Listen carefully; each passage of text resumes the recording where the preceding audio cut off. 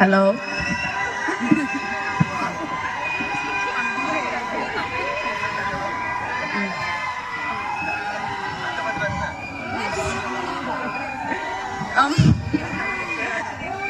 என் ஃபேன்ஸ்க்குலாம் ரொம்ப நன்றி. Welcome to great Kirikalan பட்டிமன்றம். அலைகடல் போல் வந்து ஆர்ப்பாட்டம் இல்லாமல் அமர்ந்திருக்கும் என் ரசிகர் பெருமக்களே, அனைவருக்கும் என் முதல் கண் வணக்கம். கற்க கசடர கற்பவை கச்சப்பின் நிற்க அதற்கு தக. இத நான் சொல்லல, யாரு சொன்னாலும் உங்களுக்கே தெரியும். ஃபர்ஸ்ட் உனக்கு தெரியுமாமா? சரி நடுவர் அவர்களை எதை விடுங்க. உங்க நேரத்தையும் ரசிகர் பெருமக்கள் நேரத்தையும் எதுக்கு வீணடிச்சுக்கிட்டு ஸ்ட்ரைட்டா கண்டென்ட்டுக்குள்ளே போலாம். ஐயோ மனுஷருங்க நடுவர் அவர்களே, டெய்லி இந்த இன்ஸ்டாகிராம்ல என்ன கண்டென்ட் போடுறதுன்னு யோசி எப்ப பாரு கண்டென்ட்னே வருது. இதுக்கு மேலையும் நான் பேசினா பிளேடு போடுறேன்னு சொல்லுவாங்க. அதனால நம்ம நேரடியா தலைப்புக்குள்ளேயே போயிடலாம் நடுவர் அவர்களே. வயதான காலத்துல தாய் தந்தைய பாக்குறது எங்க பெண் பிள்ளைங்க தான். நீங்க என்ன சொல்றீங்க நடுவர் அவர்களே? ஆமா ஆமா, நீங்க நல்லா பாத்தீங்கன்னா முதியோர் எல்லாம் ஏன் வரப்போகுது? பொம்பளை பிள்ளைகளை பெற கொடுத்து வச்சிருக்கணும். பெண் பிள்ளைங்க இல்லாதவங்க கிட்ட போய் கேளுங்க நடுவர் அவர்களே. நம்ம குலத்துக்கே பெண்கள் தான் குலத்துக்கே சாமி. ஓ, அதனாலதான் என்ன பார்த்து இந்த கேள்வியை கேக்குறீங்களா? பெண் பிள்ளைகள் ஆண் பிள்ளைகளோட கல்வியில சிறந்தவர்கள். பல துறைகளையும் சிறந்து விளங்குறாங்க. ஆட்டோ ஓட்டுறதுல இருந்து ஏரோப்ளைன் ஓட்டுறது வரைக்கும் அவங்க கால் பதிக்காத இடமே இல்லை. என்னதான் பெண் பிள்ளைங்க சிறந்தவங்க அப்படி இப்படி ஓன்னு சொன்னாலும் அந்த பெண் பிள்ளைங்களை பெத்தவங்களுக்கு ஒரே கவலை.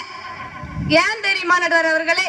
ஏன்னா பெண் பிள்ளைங்களுக்கு பாதுகாப்பே இல்லைன்னு உடனே வந்துருவாங்க அந்த 4 பேரு. யாரு அந்த 4 பேரு? இன்ன வரை எனக்கும் தெரியல நடுவர் அவர்களே.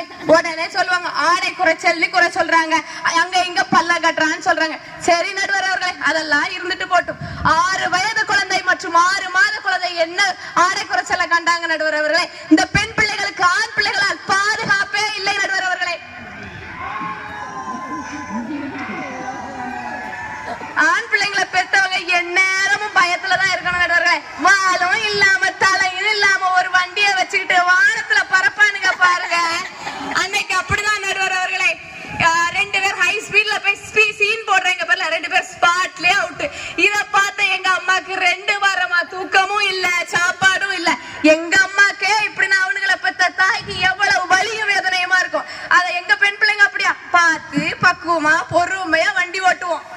பின்னால இருக்கிற பொம்பளை பிள்ளைங்க எங்கெங்க வண்டிய ஓட்ட விடுறீங்க, செல்ஃபி எடுக்கணும், ரீல்ஸ் போடணும்னு பசங்களை பாடா படுத்துறீங்க. பெண் பிள்ளைங்களை எப்ப வேணாலும் அழகுபடுத்தி பார்க்கலாம். அப்ப எங்க பெண் பிள்ளைங்க எங்களை அழகுபடுத்தி பார்க்கும் போது எங்களை பெத்தவங்களுக்கு ஒரு சந்தோஷம் வரும் பாருங்க. வந்துச்சே ஃபீலிங்ஸ். ஆனா இந்த ஆம்பளை பிள்ளைங்க எவ்வளவு அழகுபடுத்தி பார்த்தாலும் எங்க ரேஞ்சுக்கு வர முடியாது நடுவர் அவர்களே. நீங்கெல்லாம் மேக்கப் போட்டாதான் அழகு, ஆனா ஆம்பளை பசங்க அப்படி இல்ல. ஒரு வேட்டி சட்டை போதும், வேட்டிய மடிச்சு கட்டிட்டு நடந்து வந்தாங்கன்னா சும்மா அதிரும்ல. எத்தனையோ பெண் பிள்ளைங்க சமூக சேவை செய்யறாங்க, அதுக்காண்டியே தான் வாழ்க்கையை அர்ப்பணிச்சிருக்காங்க. இதுவே பெண் பிள்ளைங்களை பெத்தவங்களுக்கு பெருமை தானே நடுவர் அவர்களே.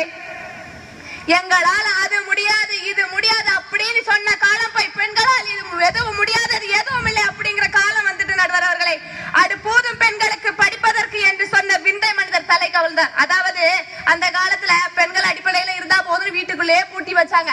ஆனா இப்போ பெண்களோட வளர்ச்சியை பார்த்து ஆண்களே வியந்து பார்க்க காலகட்டம் வந்துட்டு நடுவர்களே. என்ன ஒரு வளர்ச்சி நடுவர் அவர்களே. பெண் பிள்ளைங்க வளர்ச்சிக்கு இப்போ நிறைய ஆண்களும் சப்போர்ட் பண்ணதானே செய்யறாங்க. முன்பெல்லாம் பொம்பளை பிள்ளை பிறந்தா கள்ளிப்பால் ஊத்தி கொண்டு வருவாங்க. ஆனா இப்போ எத்தனை பிள்ளை இருந்தாலும் ஒரு பொம்பளை பிள்ளை இல்லைன்னு கோயிலா தவறி இருக்காங்க நடுவர் அவர்களே. ஏன்னு தெரியுமா? ஏன்னா அவங்க பெத்தவங்களுக்கு வயசானதுக்கு அப்புறம் அவங்களுக்கு தாயா தந்தையா இருப்பாங்க எங்க பெண் பிள்ளைங்க. இத தெரியாது சில பேர் பொம்பளை பிள்ளை பிறந்ததுனால எங்க வாழ்க்கையே போச்சு அப்படின்னு சொல்லிட்டு தெரியுறாங்க. அப்படி மட்டும் சொல்லாதீங்க. பொம்பளை பிள்ளைங்க கிடைச்சதுக்கு நீங்க கொடுத்து வச்சிருக்கணும். பெண் பிள்ளையை வெறுத்தோருக்கு பெற்றோருக்கு தெரியவில்லை, அவர்கள் தான் உங்கள் வாழ்க்கையின் வெற்றி என்று. நான் சொல்றது அத்தனையும் கரெக்டான பாயிண்ட் தானே நடுவருக்கே தெரியும். அப்படியெல்லாம் சொல்லிட முடியாது. பொம்பளை பிள்ளை தான் பாக்கும்னு சொல்ல முடியாதுமா. ஏன்னா எனக்கு 3 பசங்க இருக்காங்க. பொம்பளை பிள்ளைங்க அப்பா அம்மாவை பாக்குறாங்க. சரி, மாமனார் மாமியார பாக்குறீங்களா? நம்ம வீட்டிலே நம்ம பெற்றோர்கள் ஆண் பிள்ளைக்கும் பெண் பிள்ளைக்கும் பாகுபாடு பாக்குறாங்க நடுவர் அவர்களே. ஆண் பிள்ளைக்கு ஊட்டி விடுறாங்க, இதுவே நம்ம கேட்டா உன் கை நல்லா தானே இருக்குன்னு சொல்றாங்க நடுவர் அவர்களே. இதுக்கு ஒரு உதாரணம் சொல்றேன். இந்த பட்டிமன்றத்துக்கு என் பிரெயினை கசக்கி நான் கொஞ்சம் பாயிண்ட்ஸ் எழுதிட்டு இருந்தேன். அப்போ பார்த்து எனக்கு பசி எடுத்துட்டு, ஏமா எனக்கு ஊட்டி விடுங்கம்மா. நான் எங்க அம்மா சொல்றாங்க, புள்ள பெத்த பிள்ளைக்கு ஊட்டி விடுற பொறுப்பு வந்துட்டு உனக்கு நான் ஊட்டி விடணுமா? என்ன நியாயம் நடுவர் அவர்களே? எத்தனை வயசானாலும் தாய்க்கு பிள்ளை தான் நடுவர் அவர்களே. ஒரு நியாயத்தை சொல்லுங்க நடுவர் அவர்களே. குடும்ப விஷயத்துல எல்லாம் நான் தலையிட முடியாதுமா. பெண் பிள்ளைங்க ஏதாவது தப்பு பண்ணா அவங்க ஆசிரியரோ பெற்றோர்களோ பெரியோர்களோ கண்டிச்சா அதை மதிச்சு பணிஞ்சு நடந்துப்பாங்க. மிஞ்சி மிஞ்சி போனா 2 சொட்டு கண்ணீர் தான் விடுவாங்க. கண்ணீர் விட பொம்பளை பிள்ளைங்களுக்கு சொல்லியா கொடுக்கணும்? ஆனா இந்த ஆம்பளை பிள்ளைங்க இருக்கானுங்களே, தப்புன்னு சொல்லிட்டோம் கம்ப தூக்கிட்டு கிளம்பிடுறானுங்க. அவங்ககிட்ட ஒரு வார்த்தை சொல்ல முடியல நடுவர் அவர்களே. அதை திருத்திக்கோன்னு சொன்னா நக்கல் பண்றானா, ஆஃபா தெரியாம பண்ணிட்டோம் அப்படின்னு சினிமா டயலாக சொல்லி பெரியவங்களை கேலி செய்யறானுங்க நடுவர் அவர்களே.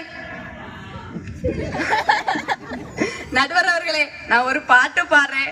நான் பாடுறத கேட்க கொஞ்சம் வேதனையாத்தான் இருக்கும். கொஞ்சம் அட்ஜஸ்ட் பண்ணிக்கோங்க. கூடயே கொஞ்சம் சேர்ந்து பாடுங்க நடுவர்களே. நடுவர் அவர்களே, பாடும் பாடி தொலையும் சிங்கப்பெண்ணே சிங்கப்பெண்ணே ஆனினமே உன்னை வணங்குமே, நன்றி கடன் தீர்ப்பதற்கே கருவிலே உன்னை ஏந்துவே, ஒரு முறை தலை கொடி உன் வெற்றி சிங்க முகம் அவன் பார்ப்பதற்கு மட்டுமே, ஏறு ஏறு ஏறு நெஞ்சில் வலிமை கொண்டு ஏறு, உன்னை பெண் நெஞ்சு கேலி செய்த கூட்டம் ஒரு நாள் உன்னை வணங்கிடும் உயர்ந்து நிலே.